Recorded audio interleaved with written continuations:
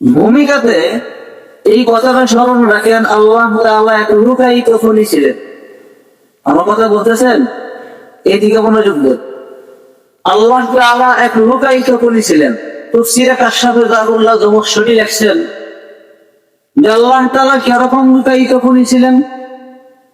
আল্লাহ তাআলা ৯৯টা গুণান্বিত নাম আছে, সিফাতি নাম।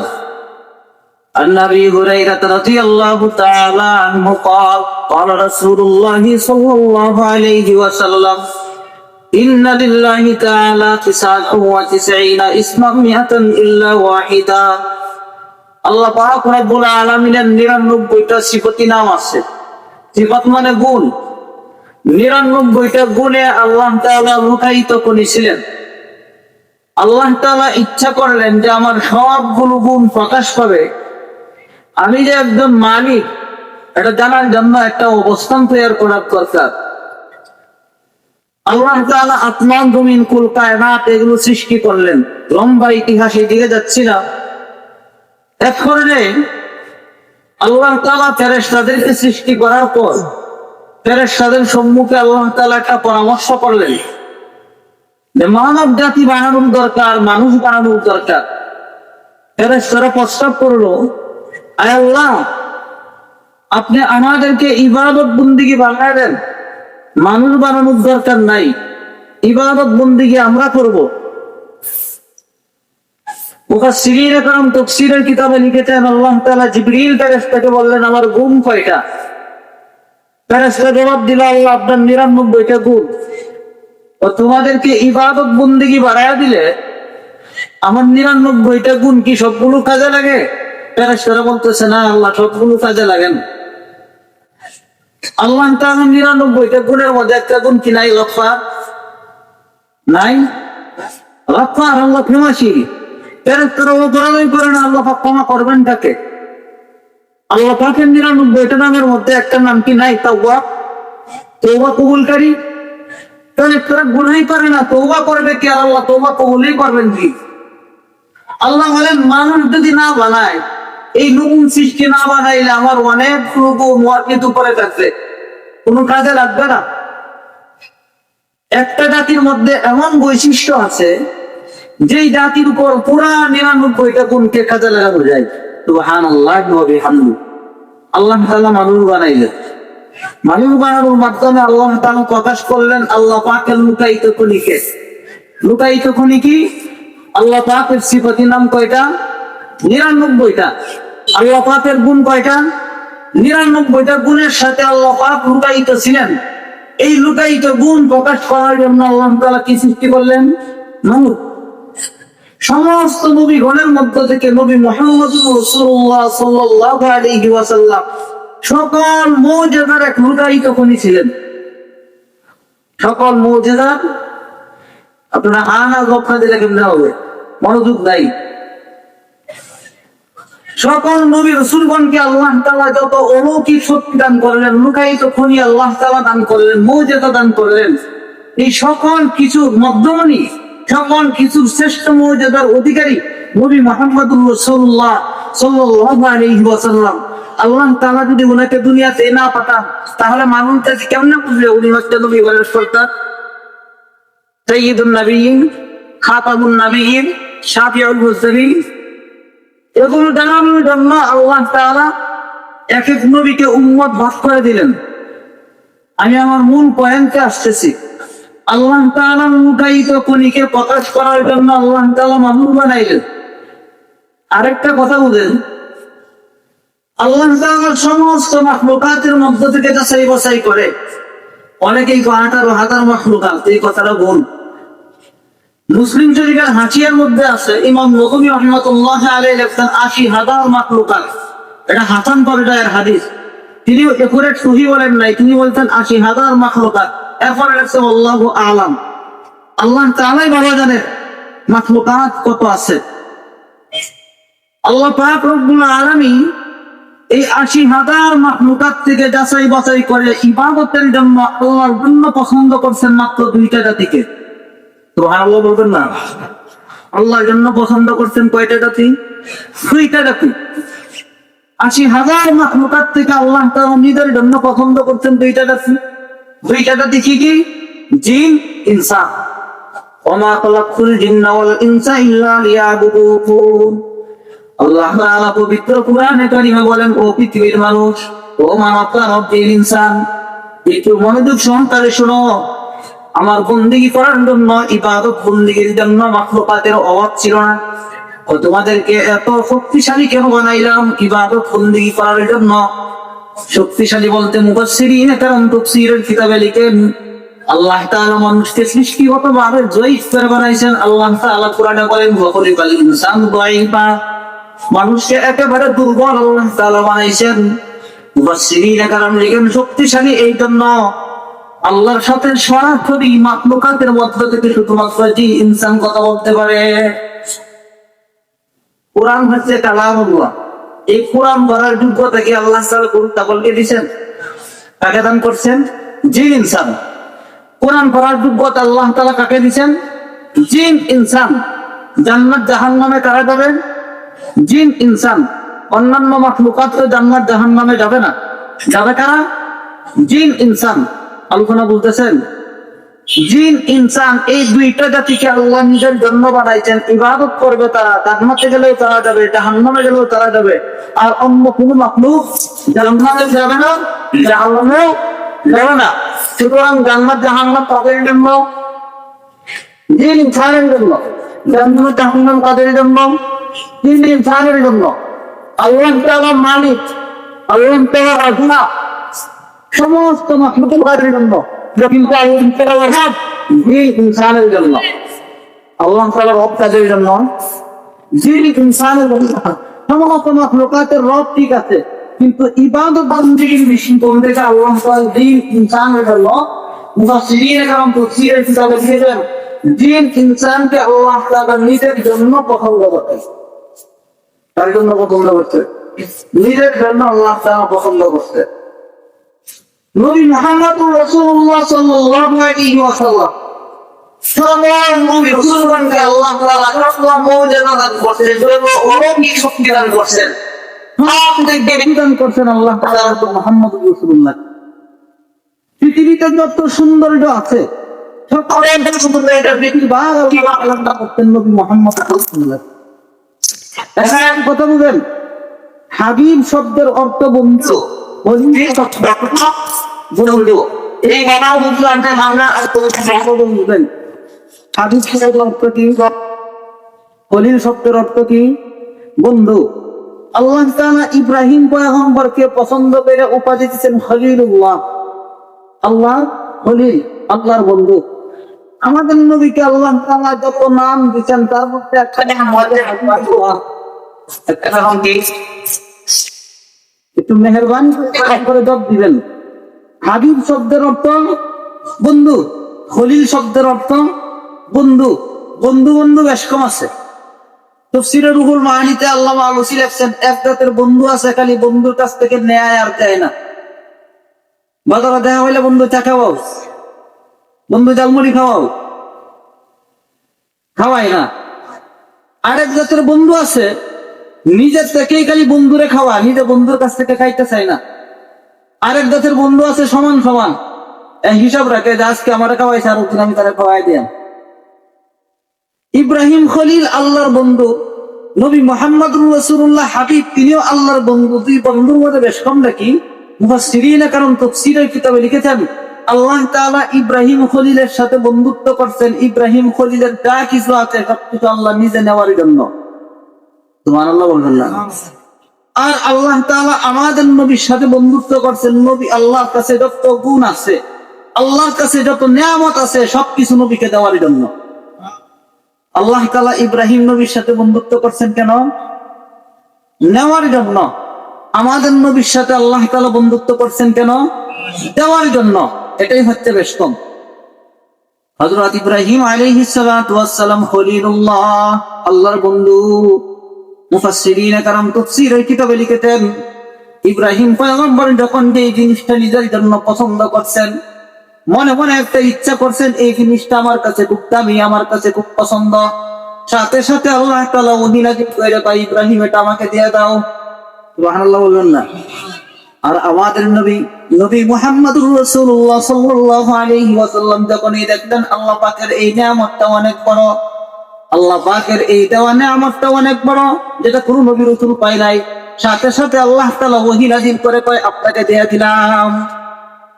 নবী মুহাম্মদুর রাসূলুল্লাহ বলেন, আল্লাহ আমি একা নিব না, আমার উম্মতকেও শামিল করে নিলাম। একটু পিছিয়ে যাই, হাশরের মাঠ যখন কায়েম হয়ে যাবে, কথাটা বুঝতেন বলবো। এখন একটু শুরুর কথা বলবো আর একটু লাস্টের কথা বলবো, আলোচনাটা সহজে বোঝার জন্য। শুরুর কথাটা কি? রুজে আউয়াল খুদ ফুজুলে কারদাই ফুজুলে আজদুলে কারদাই। রূহের জগতে আল্লাহ তাআলা সমস্ত রূহ জাতিকে একত্রিত করে বললেন, আলাস্তু বিরাব্বিকুম, আমি তোমাদের রব কিনা? সমস্ত হাসরের মাঠ নিতুর নিস্তব্ধ, কোনো শব্দ নাই, কোনো আওয়াজ নাই। একটা মাত্র রূহ আল্লাহ তাআলার জিকির করতে করতে জবাব দিলেন, বালা, আয় আল্লাহ নিশ্চয় আপনি আমাদের রব। মুফাসসিরিনে কেরাম লিখেন, একটা মাত্র রূহ জবাব দিল, তার রূহটা কি? তিনি হচ্ছেন বিশ্ব নবী, আখিরি নবী, খাতামুন নবিয়্যিন, নবী মুহাম্মদুর রাসূলুল্লাহ সাল্লাল্লাহু আলাইহি ওয়াসাল্লাম। সর্বপ্রথম তিনি আওয়াজ দিয়েছেন, বালা, আয় আল্লাহ নিশ্চয় আপনি আমাদের রব। এখানে আরেকটা কথা বলি, আমাদের নবীর মুজিজা কোন দিক থেকে শুরু করবো আসলে বলতেছি না। সারা রাত বললেও শেষ হবে না, কয়েক মাস লাগাতার বললেও শেষ হবে না। নবী মুহাম্মদুর রাসূলুল্লাহ সাল্লাল্লাহু আলাইহি ওয়াসাল্লাম সমস্ত নবীদেরও নবী, সমস্ত নবীদেরও নবী। কারণ হাসরের মাঠে সকল রূহ একটা আরেকটার দিকে তাকায়া থাকে। কে বলবে? সর্বপ্রথম নবী মুহাম্মদুর রাসূলুল্লাহ বলছেন, তারপরে সমস্ত নবী রাসূলের রূহ বলছে বালা বালা বালা। এইভাবে বলতে বলতে সর্বশেষ বেঈমান কাফেররাও বলছে। তাহলে সর্বপ্রথম যিনি জাগায়া দিয়েছেন, এলেমটা যিনি উঠায়া দিয়েছেন, তিনি কে? নবী মুহাম্মদুর রাসূলুল্লাহ। তার জবাবে সমস্ত নবী রাসূলগণ সতেজ হয়েছে, সমস্ত নবী রাসূলের রূহ সজাগ হয়েছে, তারপরে তারা জবাব দিছে। এই দৃষ্টিকোণ থেকে আমাদের নবী সমস্ত নবীদেরও নবী, আমাদের নবী সমস্ত নবীদের ইমাম, সমস্ত নবীদের ইমাম। মেরাজের রাত্রিতে ইমামতি করেন। চমৎকার এক কথা শুনেন, তাফসীরে রুহুল মাআনি আল্লামা মাহমুদ আলুসি বাগদাদী লিখছেন, মেরাজের রজনীতে আল্লাহ তাআলা যখন সমস্ত নবী রাসূলগণকে একত্রিত করলেন, 2 রাকাত নামাজ পড়াবেন, আল্লাহ তাআলা জিবরিল ফেরেশতাকে বললেন, জিবরিল আযান দাও। আমাদের আযান কি? অন্যান্য নবীদের আযান কি ছিল? আমরা নবী মুহাম্মদের শরীয়ত পাইছি, এই জন্য আমরা আযানের মধ্যে বলি আশহাদু আন্না মুহাম্মাদার রাসূলুল্লাহ। আযানের মধ্যে বলি কিনা? জিবরিল ফেরেশতা আযান দেওয়া শুরু করলো, আল্লাহু আকবার আল্লাহু আকবার, আশহাদু আল্লা ইলাহা ইল্লাল্লাহ 2 বার বলার পর আর কিছু কয় না, আল্লাহর আরশের দিকে তাকায় আছেন। ফেরেশতারা বলতেছে, জিবরিল আযান ভুলে গেলা কিনা? আযান ভুলে গেছো নাকি? আযান দেও না কেন? জিবরিল ফেরেশতা আযানের ভিতরে ইঙ্গিতে জবাব দিয়েছেন, এখানে তো নবী আদম থেকে নিয়ে ঈসা রুহুল্লাহ পর্যন্ত আছে, সমস্ত নবী রাসূলগণ একসাথে আছে। আমি কার নামে আযান দিব? কোন নবীর নামে আযান দিব? কে ইমামতি করবেন? আল্লাহ তাআলা জবাব দিয়ে দিয়েছেন জিবরিলকে, ও জিবরিল তাকায় দেখো আমার আরশে আজিমের পায়ের মধ্যে কি লেখা আছে। যেই নবীকে সৃষ্টি না করলে আসমান জমিন সৃষ্টি করতাম না, যেই নবীকে সকল নবীর ইমাম বানানোর জন্য আজকে একত্রিত করলাম, এই নবীর নামে আযান দিয়া দাও। সুবহানাল্লাহ বলবেন না? সঙ্গে সঙ্গে জিবরিল ফেরেশতা বলে, আশহাদু আন্না মুহাম্মাদার রাসূলুল্লাহ। আযান শেষ হয়ে গেল। সমস্ত নবী রাসূলগণ কোন দোয়াটা পড়ছে? বুখারী শরীফের হাদিসে আছে। আল্লাহ তাআলা নবী রাসূলগণকে ইঙ্গিত দিলেন, হাসরের মাঠ যখন কায়েম হবে, সমস্ত নবী রাসূলগণের বসার জায়গা কি হবে? এই দিকে তাকায় তোমরা আযানের দোয়া করো। সবাই পড়তে শুরু করলো। আযানের পরে দোয়াটা কি? আল্লাহুম্মা রাব্বা হাযিহি দাওয়াতিত তাম্মা ওয়াস সালাতিল কাইমা আতি মুহাম্মাদা লিল ওয়াসিলাতা ওয়াল ফাযিলা ওয়া বা'আথহু মাকামান মাহমুদা। আল্লাহ তাআলা হাসরের মাঠে নবীকে মাকামে মাহমুদ নামক একটা আসন দান করবেন। যে আসন, যে বসার কুরসি আল্লাহ দান করবেন, এটার নাম মাকামে মাহমুদ। নবী রাসূলগণ আযানের দোয়া পড়ে, আতি মুহাম্মাদানিল ওয়াসিলাতা ওয়াল ফাযিলা ওয়া বা'আথহু মাকামান মাহমুদান আল্লাযী ওয়া'আদতা। এই ফরজ আছে বুখারীর হাদিসের মধ্যে। এরপরে অন্যান্য বর্ণনায় পাওয়া যায় ইন্নাকা লা তুখলিফুল মিয়াদ, কিন্তু বুখারীর হাদিসে আছে ইল্লাযী ওয়া'আদতা এই পর্যন্ত। যেই কথা বলতেছিলাম নবীর মর্যাদা রূহের জগতে তিনি সর্বপ্রথম জবাব দিয়েছেন, বালা আয় আল্লাহ, নিঃসন্দেহে নিশ্চয়ই আপনি আমাদের রব। মেরাজের রজনীতে সমস্ত নবী রাসূলগণের ইমামতি করছেন। আবার যখন হাসরের মাঠ কায়েম হয়ে যাবে, আল্লাহর কোরআন বলে, ওয়ায়াকিরুল মারউ মিন আখি ওয়া উম্মিহি ওয়া আবি ওয়া সাহিবাতিহি ওয়া বানি লিকুল্লি ইমরিইম মিনহুম ইয়াওমা ইযিন শানুন ইউগনি। অবস্থা এমন ভয়াবহ হবে, সন্তান মা বাবার পরিচয় দিবে না, মা বাবা সন্তানের পরিচয় দিবে না, ভাই ভাইয়ের পরিচয় দিবে না। সবাই করতে থাকবে আর বলতে থাকবে, ইয়া নাফসি ইয়া নাফসি, নাফসি নাফসি, আয় আল্লাহ আমাকে বাঁচান, আমাকে বাঁচান। সবাই তাকায় দেখবে আদম নবীর দিকে, ফায়াকুলু আদমু সফিউল্লাহি নাফসি নাফসি, গিয়া দেখবে উনিও বলতেছে নাফসি নাফসি। সবাই দৌড়ায় যাবে নূহ নবীর কাছে, গিয়া শুনতে পারবে, ফায়াকুলু নূহুন নাজিয়ুল্লাহি নাফসি নাফসি, নূহ নবী বলতে থাকবে নাফসি নাফসি। এইভাবে সকল নবী রাসূলগণ বলতে থাকবে নাফসি নাফসি। হঠাৎ করে ময়দানের এক কোণা থেকে একটা নীরব নিস্তব্ধ সুরে একটা আওয়াজ আসতে থাকবে, ফায়াকুলু নাবিয়ুনা শাফিউনা মুহাম্মাদুর রাসূলুল্লাহ উম্মতি উম্মতি উম্মতি। এই আওয়াজটা শোনার পর মুমিন মুসলমান একটা হুঁশ ফিরে পাবে, মুমিন মুসলমানের একটা শান্তির ভরসা খুঁজে পাবে। আল্লাহ তাআলা নবীকে খুশি করার জন্য ওই সময় জবাব দিবেন, ফায়াকুলুল জাব্বারু জাল্লা জালালুহু আম্মা লাওয়ানহু সুবহানাহু ওয়া তাআলা, ইবাদি ইবাদি ইবাদি লা খাউফুন আলাইকুমুল ইয়াউম ওয়া লা আনতুম তাহজানুন। আল্লাহ তাআলা বলবেন, আমার বান্দা বান্দি যারা আছো গো, আজকে তোমাদের কোনো ভয় নাই, তোমাদের কোনো টেনশন নাই, তোমরা আজকে নিরাপদে হাসরের মাঠে জান্নাতীদের সারিবদ্ধ হয়ে যাও। তাদের সারিবদ্ধ হবে, জান্নাতীদের সারিবদ্ধ হবে। এখন এই কথাটা বুঝেন, হাসরের মাঠে নবী কি বলবেন? উম্মতি উম্মতি।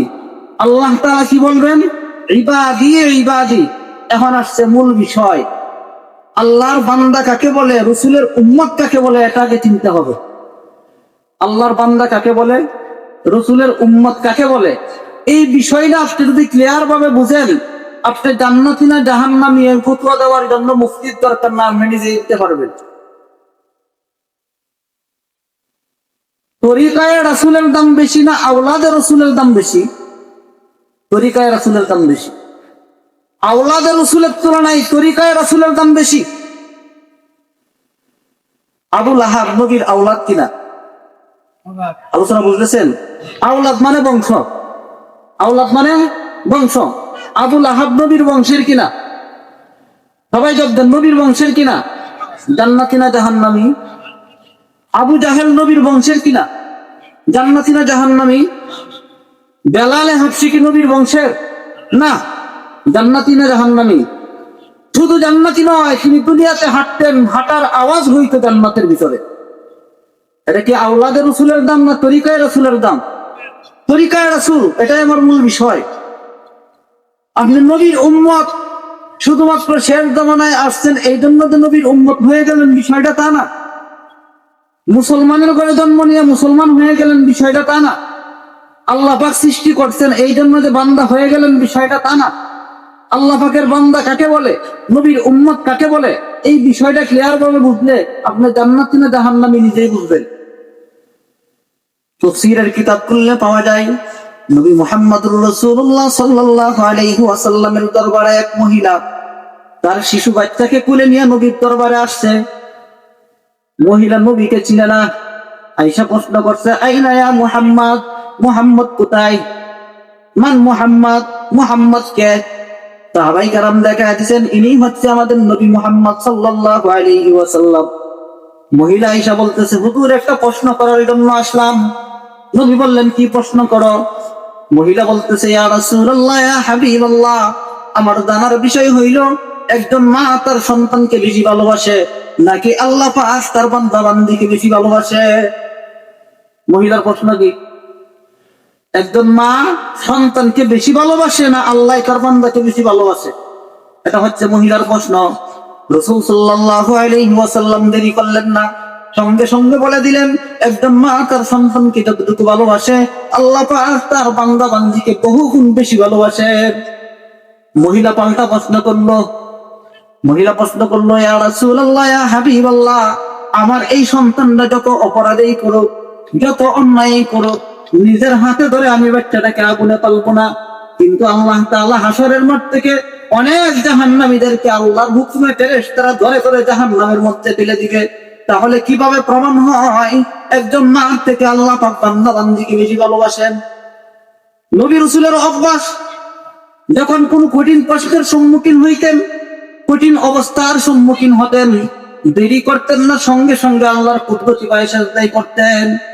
নবী দেখলেন প্রশ্নটা সাংঘাতিক কঠিন হয়ে গেছে, আসলেই তো সত্য। একদম সন্তান যত অপরাধেই করুক, মা বাবার সাথে যত অবিচারেই করুক, মা বাবা তো পারবে না বাচ্চাটাকে নিজের হাতে ধরে আগুনে পালতে। পারবে? আপনাদের এলাকায় কোনো মহিলা পারবে? মনে করেন বাচ্চাটা মাত্র গোসল করাই দিছে, আবার বেবানুদের শরীর না খায় আলাইছে, আবার গোসল করাইছে, আবার এইভাবে যদি বারবার বিরক্ত করে বেটি আগুনে ফেলাই দিবি। একজন বাচ্চা, একজন সন্তান যত অন্যায় করুক, মা তার নিজের হাতে ধরে আগুনে পালবে না। মহিলা বলতেছে আল্লাহ তাআলা অনেক বান্দা বান্দীকে আগুনে পালবেন, পালবে কিনা? আল্লাহ কোরআন সাক্ষী দেয়, খুযুহু ফাগুল্লু সুম্মাল জাহিম সাল্লু সুম্মা ফি সিলসিলাতিন দারউহা ৭০ যিরাআন ফাসলুকু। আল্লাহ বলেন, ধরো, জাহান্নামের শিকল লাগাও, ফাকুব্বাত বুজুহুম ফিন্নার, চেহারাটা উল্টায় জাহান্নামের মধ্যে নিক্ষেপ করো। মহিলা বলতেছে আমার বুঝে আসে না আল্লাহ তাআলা কিভাবে তার বান্দা বান্দীকে বেশি ভালোবাসেন। রাসূল সাল্লাল্লাহু আলাইহি ওয়াসাল্লাম সিজদায় পড়ে গেলেন, লম্বা সময় পর্যন্ত কাঁদলেন। কান্নাকাটির পর আল্লাহ তাআলা দেখলেন যে আমার হাবিব আমার কুদরতি পায়ে সিজদা দিয়ে কাঁদতেছে। সাথে সাথে বলে, জিবরিল আর দেরি করবা না, যাও নবীর সাথে ওহী নিয়ে যাও। ওহী নিয়ে আসলো। ওহীটা কি? আল্লাহ আর কোরআন সাক্ষী দেয়। জিবরিল আমিন আয়েশা বলতেছে, ইয়া আইয়ুহাল্লাযীনা আমানু কু আনফুসাকুম ওয়া আহলিকুম নারা। জিবরিল আমিন আয়েশা নবীর কানে কানে বলে, ও হাবিব, মাথা উঠান, আল্লাহর পক্ষ থেকে জবাব এসে গেছে। আল্লাহর বান্দা বান্দীদেরকে আল্লাহর বিধান বর্ণনা করে দিন। লা তুশরিক বিল্লাহ ওয়া বিল ওয়ালিদাইনি ইহসানা ওয়া বিযিল কুরবা ওয়াল ইয়াতামা ওয়াল মাসাকিন ওয়া কুলু লিন-নাসি হুসনা ওয়া আকিমুস সালাতা ওয়া আতুজ যাকাত সুম্মা তাওয়াল্লাইতুম ইল্লা কালিলাম মিনকুম ওয়া আনতুম মুরিদুন। এই আয়াত পড়ার পরে রাসূল সাল্লাল্লাহু আলাইহি ওয়াসাল্লাম সিজদা থেকে মাথা উঠালেন। দেখেন মহিলার প্রশ্ন, নবীর উত্তর। এটা বুঝেন আপনি কি আসলেই উম্মত, খাঁটি উম্মত নাকি দাবিদার উম্মত, এটা আপনি বুঝতে পারবেন। আমি কর্তৃপক্ষকে ধন্যবাদ জানাই চমৎকার একটা বিষয় দেওয়ার জন্য। আল্লাহ তাআলা তাদেরকে জাযায়ে খায়ের দান করে, বলেন আমিন। কারণ আমরা যদি নবীর উম্মতেই না হতে পারি, মহা বিপদে পড়তে হবে। রাসূল সাল্লাল্লাহু আলাইহি ওয়াসাল্লাম সিজদা থেকে মাথা উঠালেন, উঠে বলতেছেন, মহিলা কোথায়? মহিলা বলতেছে, ইয়া রাসূলুল্লাহ, ইয়া হাবিবাল্লাহ, আমি উপস্থিত আছি। এখন বলেন, আল্লাহ তাআলা বান্দা বান্দীকে বেশি মহব্বত করে নাকি একজন মা তার সন্তানকে বেশি মহব্বত করে? রাসূল সাল্লাল্লাহু আলাইহি ওয়াসাল্লাম সিজদা থেকে মাথা উঠালেন। তাফসীরের কিতাব খুললে পাওয়া যায়, মুফাসসিরিনে কেরাম লিখেন, যে জায়গার মধ্যে সিজদা দিছে এই জায়গাটা নবীর চোখের পানিতে ভিজে গেছে। সুবহানাল্লাহ বলবেন না? রাসূল সাল্লাল্লাহু আলাইহি ওয়াসাল্লাম সিজদা থেকে মাথা উঠানোর পর বলতেছে, মহিলার জবাব দেওয়ার আগে মহিলাকে প্রশ্ন করলেন, ও এক জায়গায় 10টা 12টা একসাথে বাচ্চা আছে, শিশু বাচ্চা, এখানে তোমার বাচ্চাটাও আছে। আল্লাহ না করো ঘরের মধ্যে আগুন লেগে গেছে, তুমি কোন বাচ্চাটাকে বাঁচাইবা? আপনাদের না করে কি প্রথম দ্বারা বাঁচাইব? নিজের পারে না? মহিলা বলতেছে, হুজুর, যদি সম্ভব হয় সবগুলোরে বাঁচাবো, আর যদি দেখা যায় সম্ভব না, আগুন ধ্বংস করে দিবে, সবগুলো বাচ্চা মারা যাবে, আমি দৌড়ে গিয়ে আমার নিজের বাচ্চাটাকে বাঁচাবো। আল্লাহর নবী বলেন, তোমার বাচ্চাটা বাচ্চা, তারা কি বাচ্চা না? তোমার বাচ্চাটাকে তুমি গর্বে রাখছো, তারাও তো কোনো না কোনো মহিলা গর্বে রাখছে। তোমার বাচ্চার পেশাব পায়খানা তুমি পরিষ্কার করো, তাদেরও তো কোনো না কোনো মা তাদের পেশাব পায়খানা পরিষ্কার করে। তোমার বাচ্চাটাকে তুমি দুধ পান করাও, তাদেরও তো তাদের মা দুধ পান করায়। তাহলে তুমি তোমার বাচ্চাটাকে বাঁচাইবা, অন্যদেরকে বাঁচাইবা না কেন? মহিলা বলতেছে, হুজুর, আমার বাচ্চাটা প্রসব করার সময় প্রসব বেদনাটা আমার হয়েছে, অন্যদের ভাই নাই। বাচ্চা যখন প্রসব করছি বেদনাটা আমার হয়েছে, আর বাচ্চা আমার দুধ পান করছে, তার প্রতি দুধের মায়া আমার আছে, অন্য বাচ্চাদের প্রতি আমার মায়া নাই। নবী মুহাম্মদুর রাসূলুল্লাহ সাল্লাল্লাহু আলাইহি ওয়াসাল্লাম এবার মুস্কি হাসি দিয়ে জবাব দিতেছেন, ও মহিলা শোনো, তোমার এই বাচ্চাটাকে দুধ তুমি পান করাইছো, প্রসব তুমি করছো, পেশাব পায়খানা তুমি পরিষ্কার করো, পেটে তুমি ধারণ করছো, এই জন্য তোমার মায়া বেশি। অন্যরা ধ্বংস হয়ে গেলেও তোমার কিছু দেখার বিষয় না, তুমি তোমার নিজের বাচ্চাটাকে বাঁচাও। হাশরের মাঠে আল্লাহ তাআলা দেখবেন দুনিয়াতে আল্লাহকে সেজদা কে দিছে। সুবহানাল্লাহ বলবেন না? আল্লাহ তাআলা দেখবেন রমজান শরীফের রোজা কে রাখছে, হজের উপযুক্ত হজ কে করছে, যাকাতের উপযুক্ত যাকাত কে দিছে, আল্লাহকে রব হিসাবে কে মানছে, তাদেরকে আল্লাহ তাআলা জান্নাত দিবেন। যারা আল্লাহকে রব হিসাবে মানে না, মুফাসসিরিনে কেরাম লিখেন তারা আল্লাহর বান্দা হতে পারে না। যারা আল্লাহকে মানে না তারা কি আল্লাহর বান্দা? তারা আল্লাহর বান্দাই হতে পারে না। আল্লাহ তাআলার বান্দা কারা? আল্লাহ তাআলা কোরআনে কারীমে জবাব দিয়েছেন, নবীজি সিজদারত অবস্থায় ছিলেন, যে আয়াত আল্লাহ নাযিল করতেন, ওয়াবুদুল্লাহ, আল্লাহর নবী সিজদা থেকে মাথা উঠায় বলতেছেন, এক নাম্বার হইল আল্লাহর বান্দা চিনার উপায়। আল্লাহ বলতেন ওয়াবুদুল্লাহ, আল্লাহর ইবাদত করো। যারা আল্লাহর ইবাদত করে তারা হচ্ছে বান্দা। যে গোলামি করে এনা গোলাম, যে চাকরি করে এনা চাকর, না চাকরি না করলে চাকর হয়? গোলামি না করলে গোলাম হওয়া যায়? গোলামি না করলে গোলাম হওয়া যায় না। আল্লাহর বন্দেগী না করলে বান্দা হওয়া যায় না। আলোচনা বুঝতেছেন? আল্লাহর গোলাম কি সাপোর্ট দিলে হওয়া যায় না গোলামির মাধ্যমে? আমাদের উপর আল্লাহর গোলামি আছে কিনা?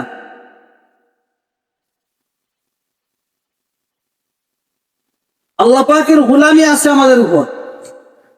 قال رسول الله صلى الله عليه وسلم بني الإسلام على خمس شهادة أن لا إله إلا الله وأن محمد رسول الله وإقام الصلاة وإيتاء الزكاة والحج وصوم رمضان।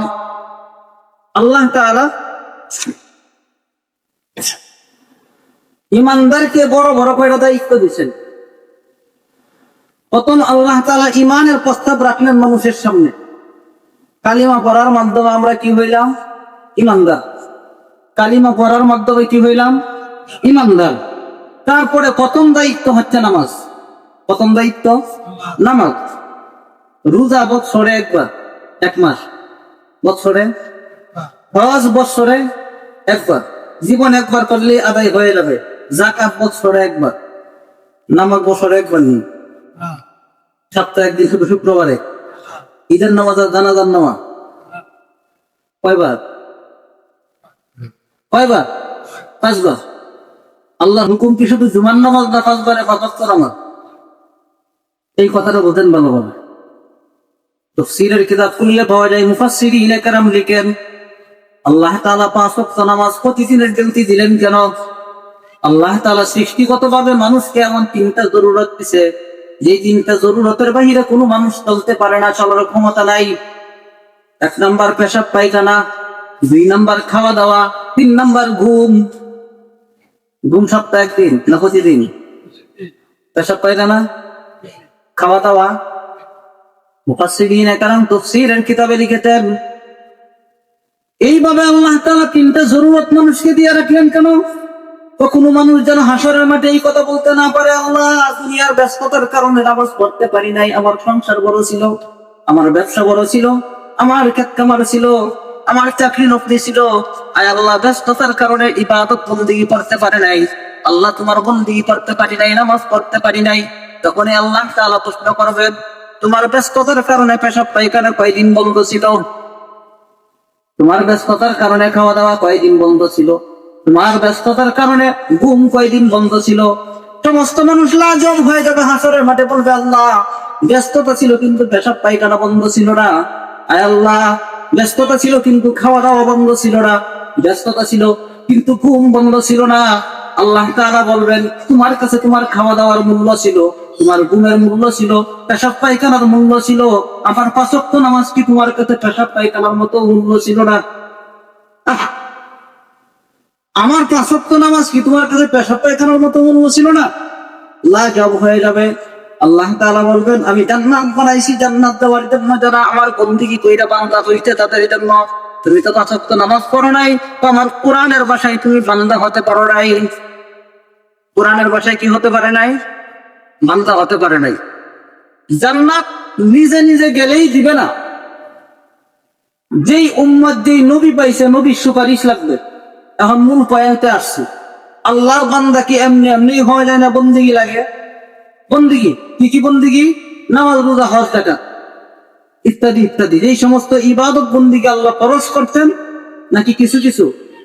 আফাতুমিনুনা বিবাদিল কিতাব ওয়া তাকফুরুনা বিবাদ, অর্ধেক মানবেন আর অর্ধেক ছাড়বেন, এরকম না? সবকিছু সবকিছু কতদিন পর্যন্ত? আল্লাহর কোরআন বলে ওয়াবুদ রাব্বাকা হাত্তা ইয়াতিয়াকাল ইয়াকিন, তোমার মরণ আসার আগ পর্যন্ত।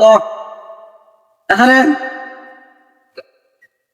ইবনুল কাইয়্যিম আল জাওযী রাহমাতুল্লাহি আলাইহি চমৎকার ভাবে লিখছেন, কয়েকজন বাবা দোকানদারি করে, কথাটা বুঝেন ভালো হবে।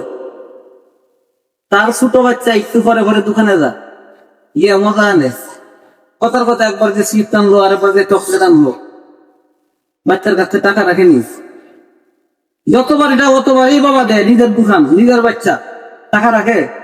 রাখে না।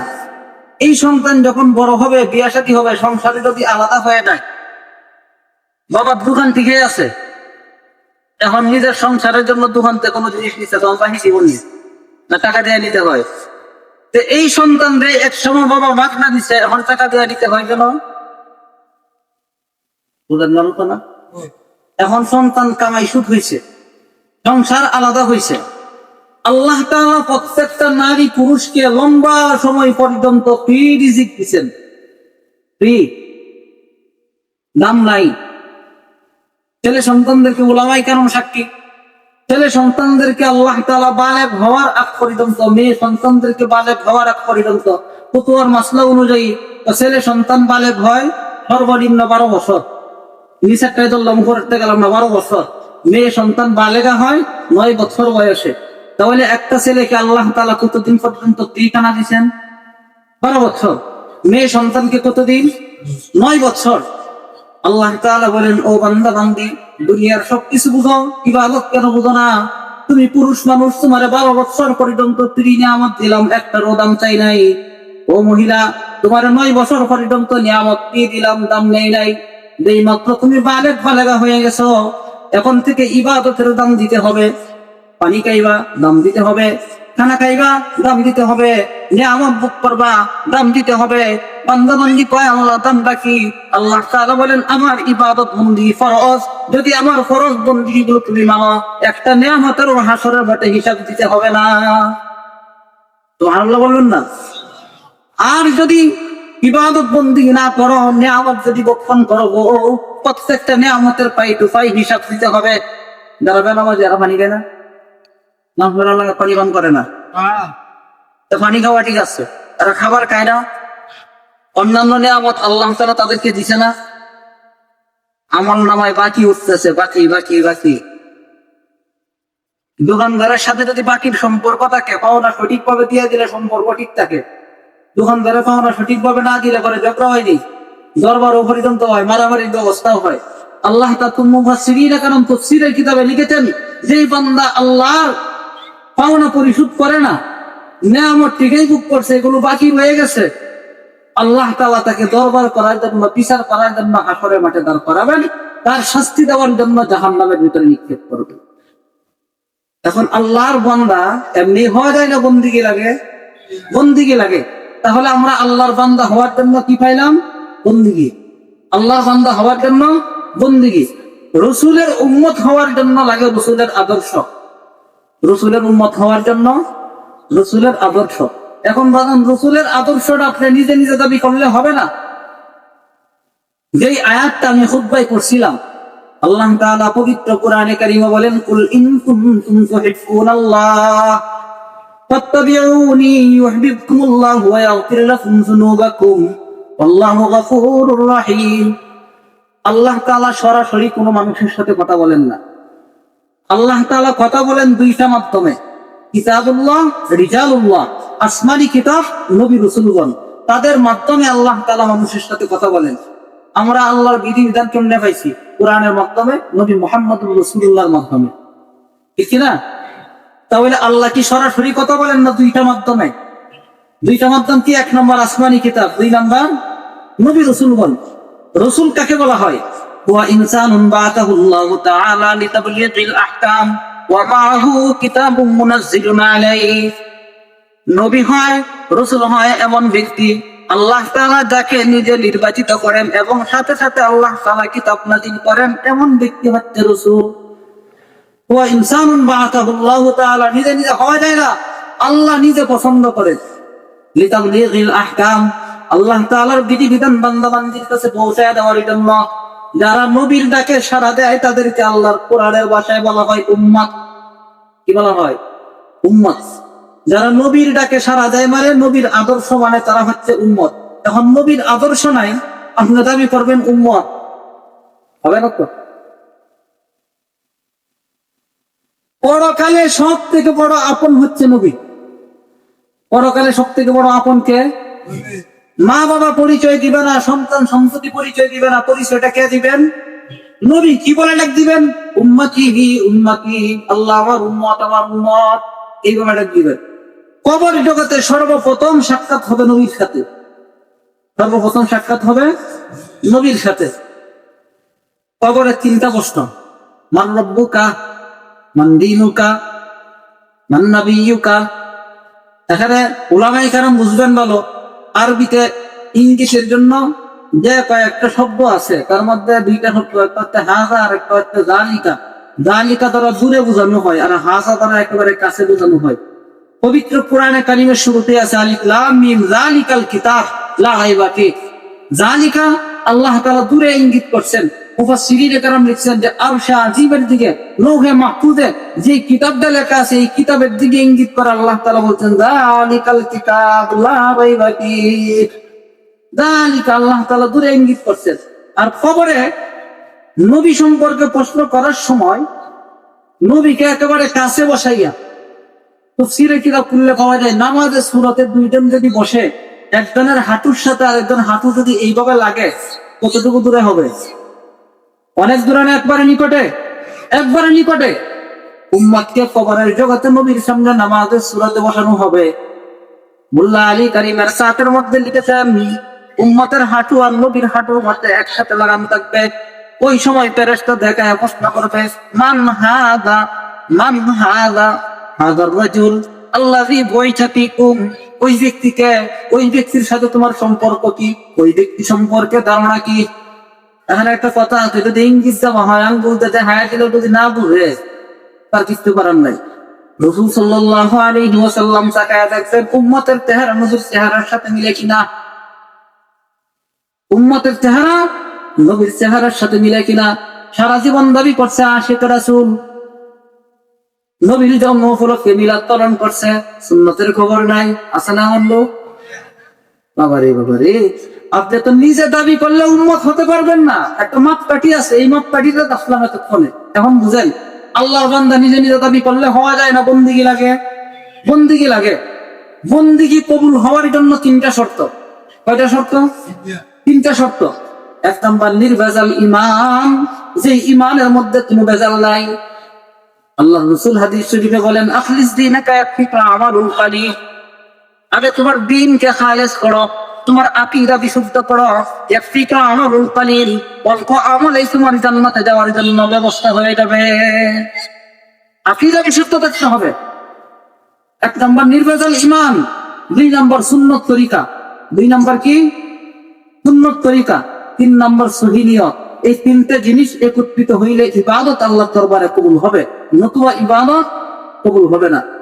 এখন ইবাদতটা করবেন কিভাবে করবেন? আল্লাহর কোরআন বলতেছে কুল ইন কুনতুম তুহিব্বুনাল্লাহ ফাত্তাবিউনি ইউহিব্বুকুমুল্লাহ ওয়া ইয়াগফির লাকুম যুনুবাকুম। আল্লাহ তাআলা বলেন নবী আমি সরাসরি কারোর সাথে কথা বলি না, আমার কথাটা আপনি বলে দেন। নবী বলেন আল্লাহ কি বলবো?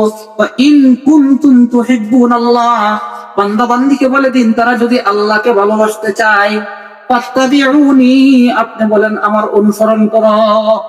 সুবহানাল্লাহি ওয়া বিহামদিহি। কার অনুসরণ করতে হবে? আল্লাহর ভালোবাসা নবীর অনুসরণের মাধ্যমে। আল্লাহর ভালোবাসা কোন জায়গায়? নবীর অনুসরণের মাধ্যমে। ইউহিব্বুকুমুল্লাহ ওয়া ইয়াগফির লাকুম যুনুবাকুম। আল্লাহর ভালোবাসা নবীর অনুসরণের মাধ্যমে। নবীর অনুসরণ করলে কি হবে? তোমরা যে আল্লাহকে ভালোবাসতে চাইছিলা, ইউহিব্বুকুমুল্লাহ মজহুলের সিগা, আল্লাহ তাআলা নিজেই তোমাদেরকে ভালোবাসবেন। আর আল্লাহ যাকে ভালোবাসেন তাকে আল্লাহ খালি হাতে ফেরত দেন না, আল্লাহ পুরস্কার দেন। আল্লাহ তাআলা নিজেই পুরস্কার ঘোষণা করতেছেন, ওয়ায়াগফির লাকুম যুনুবাকুম, আল্লাহ দেওয়া পুরস্কার কি জানি, ওয়ায়াগফির লাকুম যুনুবাকুম, আল্লাহ তাআলা জিন্দেগীর সমস্ত গুনাহ মাফ করে দিবেন।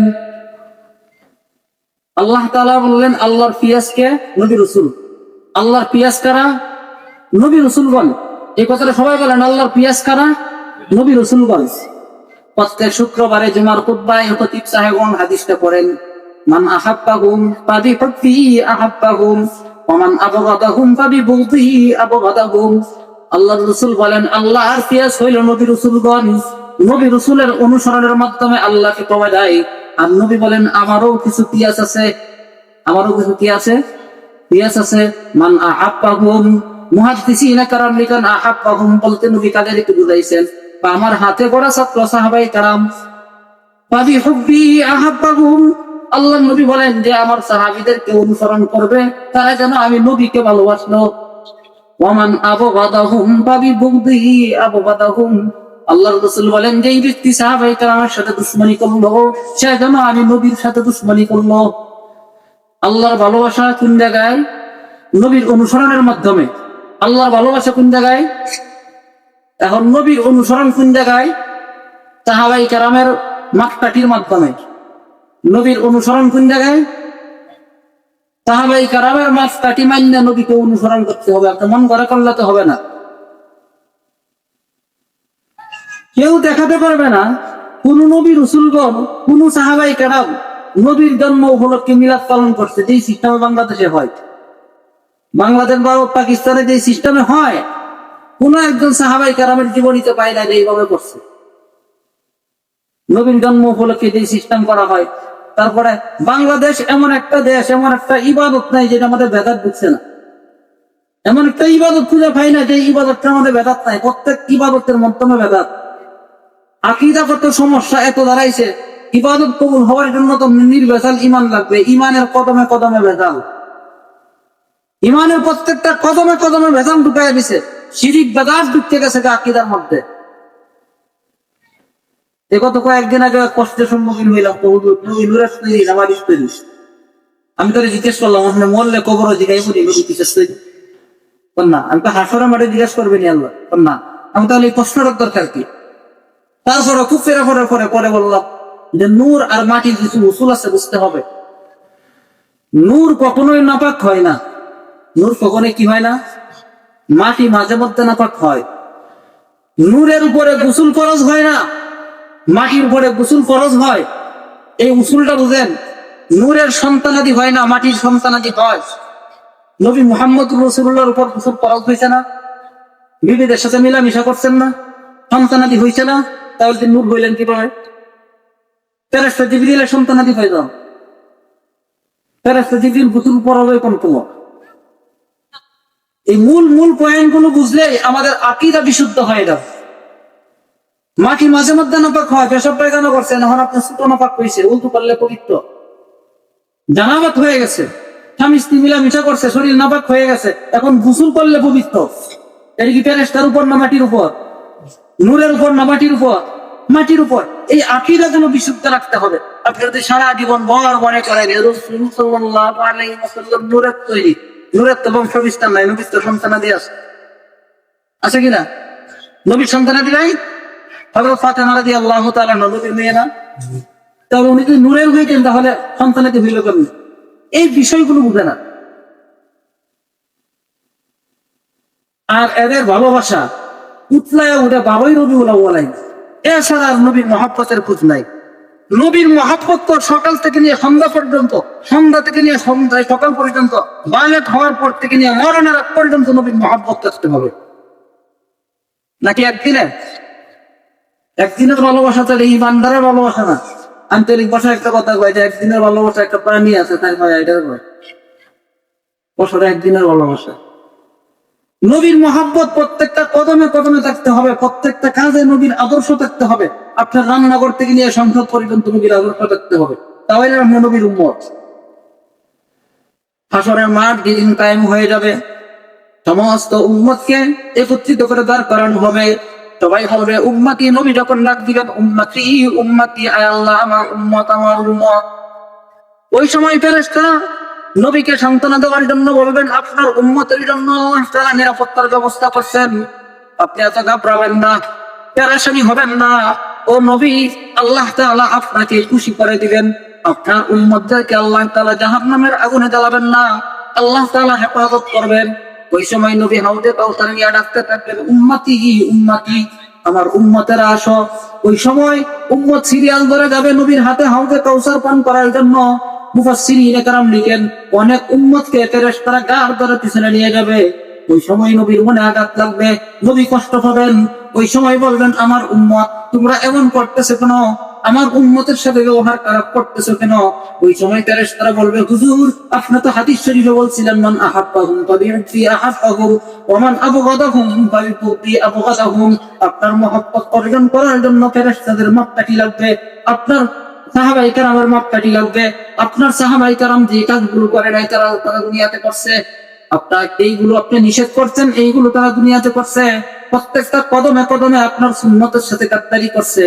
আল্লাহর নবী রাজ হয়ে যাবেন। নবী কি বলবেন? বুখারীর হাদিস, আল্লাহর রাসূল বলবেন সুবহান ফাতান লিমান গায়্যারা বাদি, দূর হয়ে যাও, তোমার মতো গাদ্দার উম্মতের আমার দরকার নাই, এমন উম্মত আমার প্রয়োজন নাই। কারণ কি তুমি প্রত্যেকটা ইবাদতের মধ্যে বেদাত ঢুকায় দিছো, যে কাজটা আমি করি নাই, যে কাজটা আমার সাহাবায়ে কেরাম করে নাই, এমন কাজগুলো তোমরা করছো। এই জন্য আজকে তোমরা সুপারিশ তো দূরের কথা, তোমরা হাউজে কাউসার থেকে বঞ্চিত। নাউজুবিল্লাহ বলেন। আর একটা কথা সংক্ষেপে না বললেই না হয়, অনেক জায়গায় ঈদে মিলাদুন নবী পালন হয়, ঈদে মিলাদুন নবী পালন হয়। এখানে 2 মিনিটে একটু মূল বিষয়টা বুঝে ফেলেন। মূল বিষয়টা বুঝলে আপনার ইমানের কি অবস্থা, আপনার আমলের কি অবস্থা আপনি নিজেই বুঝতে পারবেন। 30 পারা কোরআনে মাত্র একটা শব্দ আছে ঈদ। ঈদ শব্দ কয়টা আছে? মাত্র একটা। قال عيسى ابن مريم اللهم ربنا أنزل علينا مائدة من السماء تكون لنا عيدا لأولنا وآخرنا عيدا لأولنا وآخرنا مفسرين كرام لكن عيد أول عيد آخر الله تعالى কি দিকে ইঙ্গিত করছেন? মুফাসসিরিন کرام লিখেন আল্লাহ তাআলা দুইটা ঈদ বুঝাইছেন, কুরবানির ঈদ, রোজার ঈদ। এই দুইটা ঈদকে আল্লাহ তাআলা ঈদ বলছেন। এই দুইটা ঈদের জন্য আল্লাহ তাআলা কি বিধান দিয়েছেন? 2 রাকাত নামাজ পড়তে হবে, 2টা খুতবা পড়তে হবে। 2টা খুতবা যদি থাকে, 2 রাকাত নামাজ যদি থাকে, ঈদ আল্লাহর দরবারে কবুল হবে, নতুবা কবুল হবে না। আল্লাহর নবী সাল্লাল্লাহু আলাইহি ওয়াসাল্লাম আবেগে নবী নিজ থেকে বলতেন ইয়াউমুল জুমাআতি কাল ঈদ, তোমার দিন ঈদের দিনের মতো। এই কথাটা যখন নবী বলছেন, আল্লাহ তাআলা বলেন হাবিব আমার, আপনার সাথে বন্ধুত্ব করছি আপনাকে খুশি করার জন্য, আপনি যা চাবেন তাই দিয়া দিব। আমার ঈদের বিধান হইল 2 রাকাত নামাজ লাগবে, 2টা খুতবা লাগবে। সারা সপ্তাহ আপনি জোহরের নামাজ পড়বেন 4 রাকাত, শুক্রবার জুমার দিনের নামাজ আপনি পড়বেন 2 রাকাত। আমরা কয় রাকাত করি? সারা সপ্তাহে জোহরের নামাজ পড়বেন, কোনো খুতবা লাগবে না। শুক্রবার দিন যখন জুমার নামাজ পড়বেন 2টা খুতবা লাগবে। আপনাদের এলাকায় আছে কিনা? আপনার শুক্রবার গেছে না? 2টা খুতবা শুনছেন? 4 রাকাত পড়ছেন না 2 রাকাত পড়ছেন? আল্লাহ তাআলা বল 4 রাকাত 2 রাকাত। খুতবা কয়টা? না খুতবা ছাড়াই পড়ছে? আল্লাহর নবীর এই কথাটাকে আল্লাহ তাআলা গ্রহণ করছেন। হাবিব আপনি যেহেতু বললেন 2টা খুতবা দিলাম, 2 রাকাত নামাজ দিয়া দিলাম, এখন ঈদের সাথে মিলে গেল, রোজা ঈদের মধ্যে 2 রাকাত নামাজ আছে কিনা? 2টা খুতবা আছে কিনা? কুরবানির ঈদের মধ্যে 2 রাকাত নামাজ আছে কিনা? 2টা খুতবা আছে কিনা? জুমার দিন যেহেতু ঈদের দিনের মতো আল্লাহর নবী বলছেন হাদিস শরীফে 2 রাকাত নামাজ আছে কিনা? 2টা খুতবা আছে কিনা? সুতরাং ঈদের মূলনীতি হইল যেই ঈদের মধ্যে 2 রাকাত নামাজ আছে, 2টা খুতবা আছে, এই ঈদ আল্লাহর দরবারে কবুল হবে। ঈদে মিলাদুন নবী নামাজ কয় রাকাত আছে? এরা আসল জামাত নষ্ট হয়ে গেছে। যদি আকীদা বিশুদ্ধ থাকতো অন্তত এই চিন্তা করলো কিরে আমরা তো রোজা ঈদের দিন 2 রাকাত নামাজ পড়ি, আমরা তো রবিউল আউয়াল ঈদ পালন করি, আমরা নামাজ গেল কই? 2 রাকাত খুতবা পড়ি, খুতবা গেল কই? রোজার ঈদের সময় গেট বন্ধ হয়নি, কুরবানি ঈদের সময় গেট বন্ধ হয়, জুমার ঈদের সময় গেট বন্ধ হয়, তাহলে রবিউল আউয়াল নবীর জন্ম উপলক্ষে 12ই রবিউল আউয়ালে গেট বন্ধ হয়নি। এগুলো কি ইসলামী কাজ না শয়তানি কাজ? শয়তানি কাজ। ঈদের উসুল বোঝে না, নিজের মন গড়া মতো বানায় নিস। যদি কোরআন হাদিসের জ্ঞান থাকতো তাহলে অন্তত আলেমদের কাছ থেকে পরামর্শ নিত। আবার তো হারার অত কিছু আলেম আছে, মাশাআল্লাহ, হেরার পাগড়িও খুব বেশি লম্বা, পাগড়িও অনেক বড়, লালির কালারেরও আছে। একটা কথা কয় আঞ্চলিক ভাষা, জানে না আগা করি লই এসে কাজ করি। এলেম নাই, এলেম না থাকার কারণে এই অবস্থা। আল্লাহর নবী এখন কথা বুঝেন, তিরমিজি শরীফের হাদিস, মুসলিম শরীফের হাদিস, আল্লাহর রাসূল বলেন, আমি প্রত্যেক সোমবারে রোজা রাখতাম। প্রত্যেক সোমবারে নবী কি রাখতো? রোজা। প্রত্যেক সোমবারে আমি রোজা রাখি। সাহাবায়ে কেরাম প্রশ্ন করছেন, হুজুর আপনি সোমবার দিন রোজা রাখেন, রোজা রাখার কারণ কি? আল্লাহর নবী জবাব দেন, আল্লাহ তাআলা এই দিন আমাকে দুনিয়াতে পাঠাইছেন, আল্লাহর শুকরিয়া আদায় করার জন্য আমি রোজা রাখি। নবী জন্ম উপলক্ষে কি রোজা রাখছেন না ঈদ করছেন? রোজা। নবীর আমল কি ছিল জন্ম উপলক্ষে? রোজা। এখন কেমন কাজটার উম্মত এরা করে ঈদ? এরা কি বুঝাইতে চায় যে আমরাটা সঠিক, নবীরটা বেঠিক? বিনা ফতোয়ায় কাফের হয়ে যাবে। যদি কোনো উম্মত এই কথা কয় যে আমরা যেটা করতেছি আমরাটা সঠিক, নবীরটা বেঠিক, বিনা ফতোয়ায় কাফের হয়ে যাবে। এখন এরা বুঝাইতে চায় যে আমরা নবীরটা বেশি বুদ্ধি, নবী করছে রোজা আর আমরা করি ঈদ। এখন কথা বুঝেন, ঈদ হইলে রোজা হারাম, রোজা হইলে ঈদ হারাম। ঈদ হইলে কি হারাম? রোজা হারাম। রোজা হইলে ঈদ হারাম। এই যে 2 মাস পরে আসতেছে আমাদের সামনে রোজা। রমজানের প্রথম 10 দিন কিসের? রহমতের। এখন কেউ যদি কয় যে আমি রমজানের প্রথম 10 দিনের ভিতরে একদিন ঈদ করবো, জায়েজ না হারাম? কারণ কি? রোজা চলতেছে, এই রোজার মধ্যে ঈদ করা যাবে না। রোজা হইলে ঈদ হারাম। 1 মাস রোজা রাখার পরে যেই দিন ঈদ হবে, কেউ যদি মনে করে আমি রোজা রাখবো, জায়েজ হবে না হারাম হবে? ঈদ হইলে কি হারাম? রোজা হারাম। রোজা হইলে ঈদ হারাম। তাহলে নবী যেই দিন রোজা রাখছে, তুমি ঈদ করার কেটা? নবী রাখছে রোজা জন্ম উপলক্ষে, নবী কি রাখছেন? রোজা। এখন কোন উম্মত যদি এই নবীর জন্ম উপলক্ষে রোজা করে, তাহলে রোজা রাখলে ঈদ হারাম, নবী তো রাখছে রোজা, তোমার ঈদ হারাম, জায়েজ হই নাই। আর যদি কম না আমরা ঈদটা হালাল, তাহলে নবী রোজা রাখছে, নবীকে হারাম কাজ করছেন? এই উসুল বুঝে না, মূল এলেম বুঝে না, মূল জ্ঞান নাই, না থাকার কারণে এরার ভালোবাসা শুধু একদিন রবিউল আউয়ালে ভালোবাসা, আর সারা সপ্তাহ নাই, সারা মাস নাই, সারা বছরের নবীর সুন্নতের কোনো খবর নেই। আল্লামা আরাকানি রাহমাতুল্লাহ আলাইহি লিখেছেন, আল্লাহর এক আশিক কবরে গেছে। কবরে যাওয়ার পর ফেরেশতা আসতে 3টা প্রশ্ন করবে। প্রথম প্রশ্ন করছে মান রব্বুকা, উত্তর দিয়ে দিছে। দ্বিতীয় প্রশ্ন করছে মান দিনুকা, উত্তর দিয়ে দিছে। তৃতীয় প্রশ্ন যখন করছে মান হাযার রাজুল আল্লাযী বুইসা ফীকুম, এই ব্যক্তি সম্পর্কে তোমার ধারণা কি, তখন কোনো উত্তর দেয় না, চুপ হয়ে গেছে। নবীর দিকে তাকায় রইছে, চোখের পানি করতেছে। মুনকার নাকির বলতেছে কি ব্যাপার, প্রশ্নের উত্তর বলে গেলে কিনা? এই ব্যক্তি যোগ দিছে, খায় সে ওসনে জুদা লজনতে বাদি দারে জুদা। ওই ফেরেশতা একটু দূর হও, এই চেহারাটা দুনিয়াতে কোনোদিন দেখি নাই। আল্লাহর কাছে অনেক দোয়া করছি, আল্লাহ সপ্তাহ যুগে হইলেও একদিন দেখায় দেন। আমার দোয়া কবুল হয় নাই, আমার জীবদ্দশায় কোনোদিন নবীকে দেখতে পারি নাই। আজকে কবরে সর্বপ্রথম দেখছি, এই নবীকে না দেখেও নবীর আদর ফরাচ্ছি, তারি নিয়ে কবরে আসছি।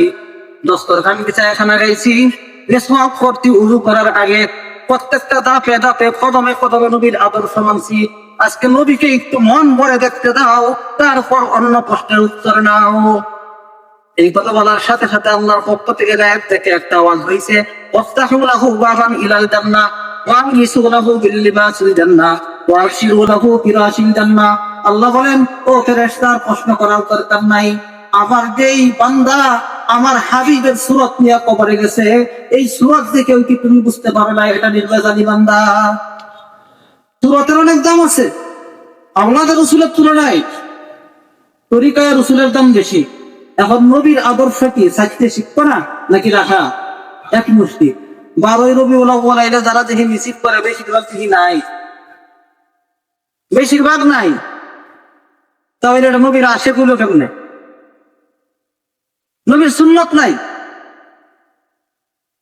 নামাজ নাই, রোজা নাই, নবীর আশেক।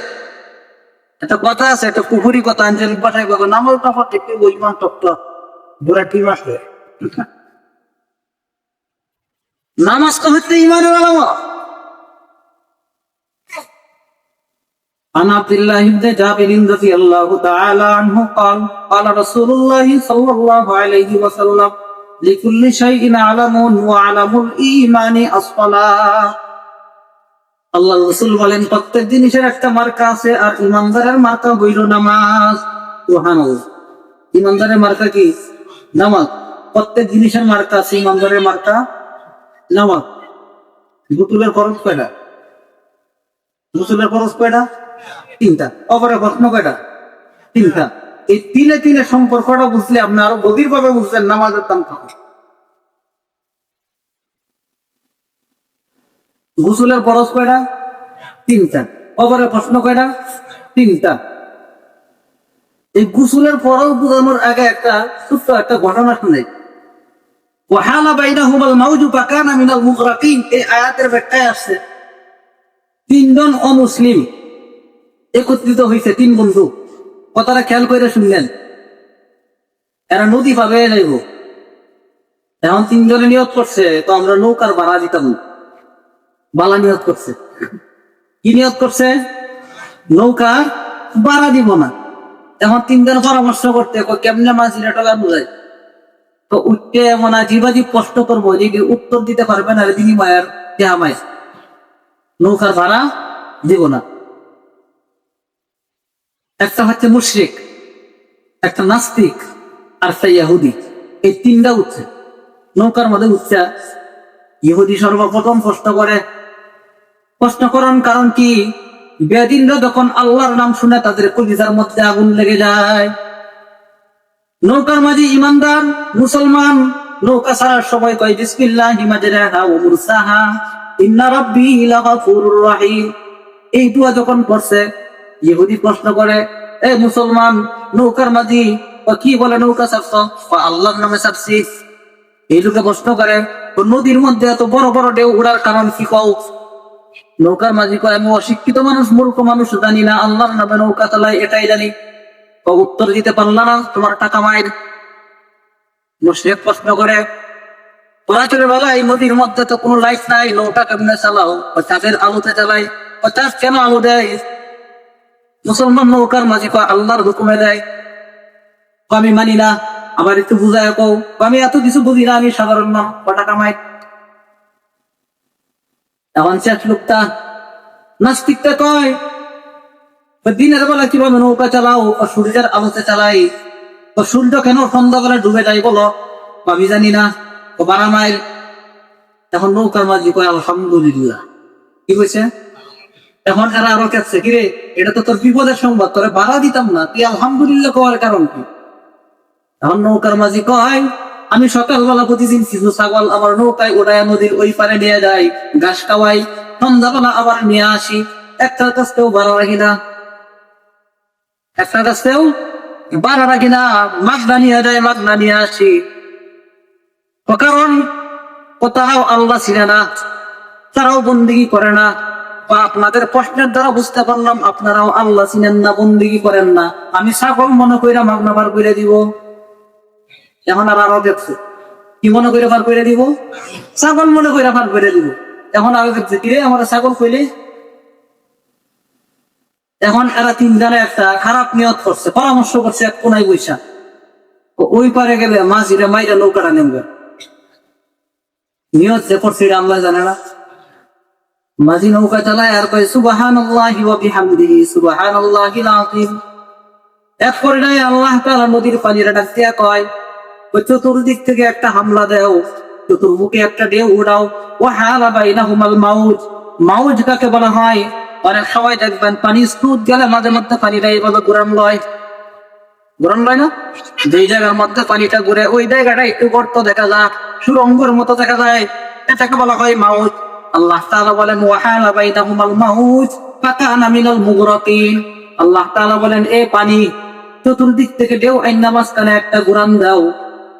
নৌকাটা বাকি তিনজন চর ডুবাইয়া দিবা, কিন্তু মুসলমান নৌকার মাঝিকে বাঁচাইয়া দিবা। তিনজন মরার পরে আবার নৌকাটাকে উপরে উঠাইয়া দিবা। আল্লাহর হুকুম মানে পানি আল্লাহর হুকুমে এই কাজেই করলো। তিনজন সবাই গেছে সুরঙ্গের ভিতরে, কিন্তু মুসলমান নৌকার মাঝি সাঁতার কাটতে সাইডে গেছে, গিয়ে দেখে 3 বইটা বাড়ছে, সাথে নৌকাটাও বাড়ছে। আমরা করছেন কে? এই নৌকার মাঝি নদীর ওই পারে গিয়া 2 রাকাত নামাজ পড়ছে। 2 রাকাত নামাজ পড়ার পর ওই সময় নবী কে ছিলেন? তাফসীর ওয়ালাই লেখেন ওই সময় হযরত নূহ আলাইহিস সালাতু ওয়াস সালাম নবী ছিলেন। আল্লাহ বলেন ওয়াহালা বাইনাহুমাল মাউত ফাকানা মিনাল মুগরাকিন। ওই মুসলমান গিয়া বলল, ও পয়গম্বর একটু মনোযোগ সহকারে শুনুন, আল্লাহ তাআলা আমাকে বাঁচায়া দিবেন। আল্লাহ তাআলা নূহ নবীর কাছে ওহী নাযিল কইরা কয়, ও মুসলমান সাঁতার জানে এই জন্য বাঁচায়া দিলাম। মুফাসসিরিনে কেরাম দেখেন কোন সাঁতার জানে? ও মুসলমানের গোসলের ফরজ হইল 3টা, কবরের প্রশ্ন হইল 3টা। কবর হইল এক মহাসমুদ্র, কবর হইল আগুনের এক মহাসমুদ্র। মুসলমান স্বামী স্ত্রী একসাথে ঘুমাইলো, রাত্রেবেলা গোসল ফরজ হয়ে গেল। আল্লাহর ভয়ে আরামের বিছানা ত্যাগ করে ঠান্ডা পানি দিয়ে 3টা ফরজ বান্ধে গোসল করলো। ওই ফরজে 1 নম্বর ফরজ কি? বড় বাড়ায়া কুলি করা। 2 নম্বর ফরজ নাকের নরম জায়গায় পানি দেওয়া। 3 নম্বর ফরজ সমস্ত শরীর ভালোভাবে ধৌত করা। এই 3টা ফরজ যখন আদায় করলো, কবরের 3টা মহাসমুদ্র খালি দিয়া দিল। মুসলমান সাঁতারে জানে ওয়াহালা বাইনাহুমাল মাউত ফাকানা মিনাল মুগরাকিন। নূহ নবী তাকে বলতেছে, আল্লাহ তোমারে বাঁচাইছে, কেন বাঁচাইছে জানোনি? তুমি যে আল্লাহর হুকুমে আল্লাহর ভয়ে ফরজ গোসল আদায় করে নিজেকে পবিত্র রাখো। তারা তো ফরজ গোসল জানে না, তারা তো অপবিত্র, তাদেরকে আল্লাহ দুনিয়ার সমুদ্রের মধ্যে মারছে। আল্লাহ তোমারে বাঁচায় ইঙ্গিত দিচ্ছেন, কবরের মহাসমুদ্র থেকে আল্লাহ তাআলা ওই সমস্ত বান্দা বান্দীদেরকে বাঁচায় দিবেন যারা দুনিয়াতে 3টা ফরজের গোসল মান্য, যারা আল্লাহর ভয়ে কবরের আগে গোসল করে। এখন তো এমন যুগ চলতেছে, ফজরের আগে উঠেই না। এক সময় মুরব্বীরা এটা লজ্জাজনক মনে করতো মানুষের দেখায় দেখায় গোসল করা। এখন 8টা-9টার সময় উঠে সবাই দেখায় দেখায় গোসল করে। এটা ইমানের নূর নাই, এই জন্য দেখায় নাই শেষ। ওয়াহালা বাইনাহুমাল মাউত ফাকানা মিনাল মুগরাকিন। মুসলমান সাঁতার জানে, সব মুসলমান না যারা ফজরের আগে গোসল করে তারা। গোসলটা ফরজ, নামাজটাও তো ফরজ। নামাজটা ফরজ না? কবরে প্রশ্ন কয়টা? 3টা। গোসলের ফরজ কয়টা? 3টা। নামাজের রুকু সিজদা তাসবিহ সর্বনিম্ন কয়টা? 3টা। সুবহান রাব্বিয়াল আলা, সুবহান রাব্বিয়াল আলা সর্বনিম্ন কয়বার? এই 3 সম্পর্ক বলে আমি শেষ করে দিতেছি। গোসলের ফরজ কয়টা? 3টা। সবাই বলেন গোসলের ফরজ কয়টা? কবরের প্রশ্ন কয়টা? 3টা। সুবহান রাব্বিয়াল আলা সর্বনিম্ন কয়বার? 3বার।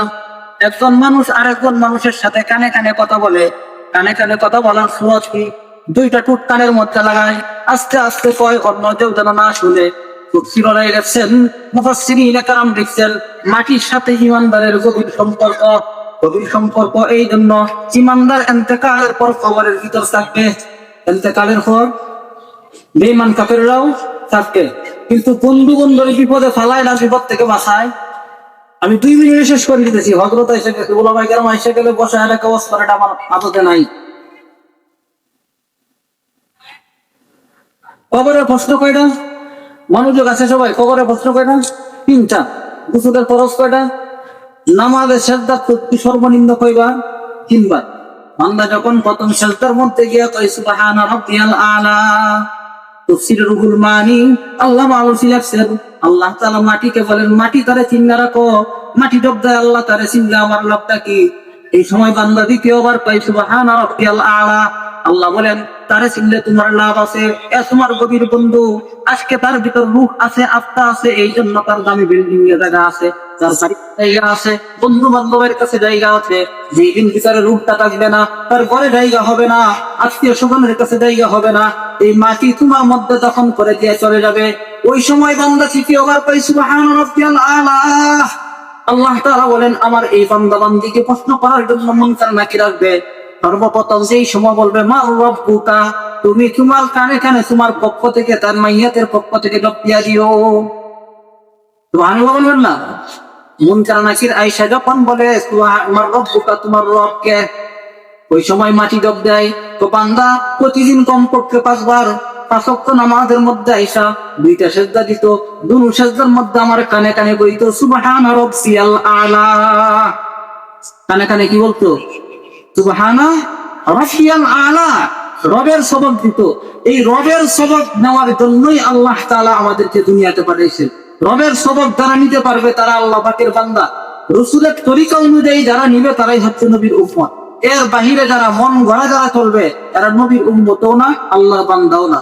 কোরআন হাদিসের ভাষায় নবীর উম্মতও না, আল্লাহ পাকের বান্দাও না। নবী কার জন্য হাসরের মাঠে সুপারিশ করবেন? যে নবীর আদর্শ মানছে তার জন্য, নইলে মানে নাই তার জন্য। আওলাদে রসুলের দাম বেশি না তরিকায় রাসূলের দাম বেশি? তরিকায় রাসূলের দাম বেশি। আবু লাহাব নবীর আওলাদ, আবু জাহেল নবীর আওলাদ, দাম নাই, জাহান্নামী। বেলাল হাবশী নবীর আওলাদ না, নবীর তরিকা তার মধ্যে আছে, তরিকায় রাসূল অর্জন করছে। হাতে দুনিয়াতে আমার হয় জান্নাতে। হযরত বেলাল হাবশী রাদিয়াল্লাহু তাআলা আনহু কাবা শরীফের দিকে তাকায় চোখের পানি ছাড়েন। হযরত উমর ফারুক রাদিয়াল্লাহু তাআলা আনহুকে জিজ্ঞেস করেন, বেলাল কান্দা কেন? কান্নার কারণ কি? বেলাল হাবশী বলে, আল্লাহ তাআলার শুকরিয়া কিভাবে আদায় করব জানি না, বুঝতে পারতেছি না। আল্লাহ তাআলা দয়া করে আমাকে হেদায়েত দিয়েছেন, হেদায়েত আল্লাহর হাতে। হেদায়েত যদি নবীর হাতে থাকতো, নবী আগে তার বংশের লোকদেরকে দিত, আমার সিরিয়াল অনেক পরে আসতো। আল্লাহ তাআলা দয়া করে আমাকে হেদায়েত দিয়েছেন, নবীর উম্মত বানাইছেন, নবীর গোলাম বানাইছেন, নবীর আদর্শের সৈনিক বানাইছেন। এই জন্য আল্লাহ পাকের শুকরিয়া আদায় করার জন্য কাবা শরীফের দিকে তাকায় চোখের পানি ছাড়তেছি। সুবহানাল্লাহ বলতেছেন। যাই হোক, এতক্ষণ আলোচনার সার মর্ম, আল্লাহ তাআলার বন্দেগী করলে বান্দা হয় না, না করলে বান্দা হয়। নবীর আদর্শ থাকলে উম্মত হয় না, না থাকলে উম্মত হয়। বাজান সবাই চেহারাটা নবীর চেহারার সাথে মিলাবেন। রাসূলুল্লাহর চেহারা কিন্তু ক্লিন শেপ না, রাসূলুল্লাহর চেহারার মধ্যে এক মুষ্টি দাড়ি ছিল। এই আদর্শটা বানাবেন। রাসূলের আদর্শ কাউকে ধোঁকা দেওয়া না, আপনি এগুলো থেকে ফিরবেন, নবীর আদর্শ মতো চলে যাবেন। আপনার পরকালে হাসরের মাঠে নবীর উম্মতি উম্মতি বলে আপনাকে আগে ডাক দিবেন। আল্লাহ তাআলা আমাদের সকলকে আমল করার তৌফিক দান করুন, আমিন। ওয়া আখিরু দাওয়ানা আলহামদুলিল্লাহি রাব্বিল আলামিন।